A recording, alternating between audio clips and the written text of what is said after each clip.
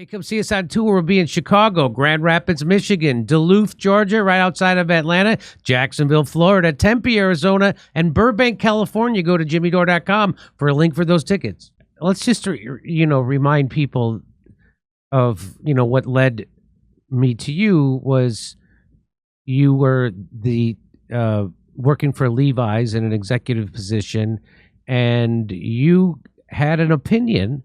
And apparently you're not allowed to have opinions, even if they're correct, that go outside the mainstream. You're immediately, to me, it's like what the Soviet Union used to be like, right? Like you're not allowed to go against the official narrative and opinion. You did. You spoke out. You thought that the kids should be back in school, which turns out to be correct. We were fear-mongered about that children were never at a risk from COVID. And now everybody admits that. Except the people who still watch cable news. So MSNBC, they're the only ones, I think. So please, so can you just quickly tell your story again? How that happened, that you were asked to leave the company? Yeah, I worked at Levi's for 23 years, so I had a very long career there. Very proud of helped the company go public. Was the chief marketing officer for 8 years, which is like a ridiculously long tenure in a CMO job. I was a longtime San Francisco resident, and as soon as school closures and lockdowns happened, me and my husband were literally day one, March 13th, if not before that. We were very vocal and outspoken about how wrong that was, how it's just wrong. It's the most illiberal thing I can imagine to lock people in their homes, tell them they can't run their businesses, they can't worship, they can't send their children to school. Now, of course, this whole time, the wealthy San Franciscans are sending their children to in-person school and yelling. And I was a wealthy San Franciscan. I'm not trying to I was an executive, but my kids did go to public school. And I knew that student population, and I knew that this was just disastrous.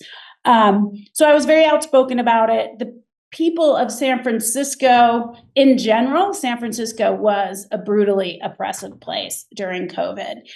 We ended up leaving the city. We moved in the spring of 2021 to Denver, which is blue, but the schools were open. And we came so that our children could go to school. And ultimately, I resigned. It became too difficult. But here's the crazy part, Jimmy, after that, it was impossible. I'd already sort of proven myself to be this dissident in corporate America. And so, I needed a job. I have to work. I have 4 children. I am the breadwinner in our family. But if there's anything I will say about, how to get ahead in corporate America, you stick with the script. You don't use your own voice. You don't speak in your own words. And so as I began to interview, I took a little break, but then I started to interview for big jobs, CEO jobs. And I was asked repeatedly if I would publicly apologize for my actions. Now, this is in 2023. This is like long past the time when the New York Times is printing articles about the sort of devastating and surprising learning loss from school closure. It's surprising to no one paying attention. But I said, apologize for what? I did nothing wrong. I was correct. And so it quickly became very clear to me that going back to an established company in corporate America was not something that was going to be very possible for me. And so I started my own. I decided I was going to need to start my own company. And so that brings us to your new company. So here is your new company. You have athletic wear for women and men, and it's called XXXY clothing. And so it looks pretty groovy looking stuff. And even now, is that who I think it is? Yeah.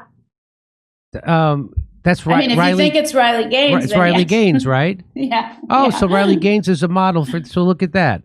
And so now, what led you to call it XXXY?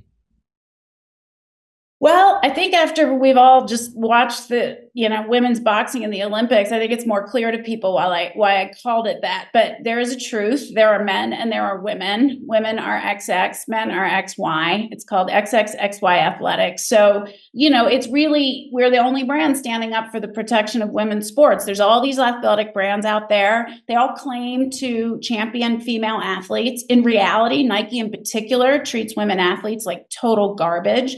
It's been sort of very publicly reported on, even by the New York Times. And so I felt like, you know what, it's time for, I'm a real athlete, a former athlete, but a real elite athlete. I have the expertise in fashion business to make outstanding products. So this isn't just a gimmick.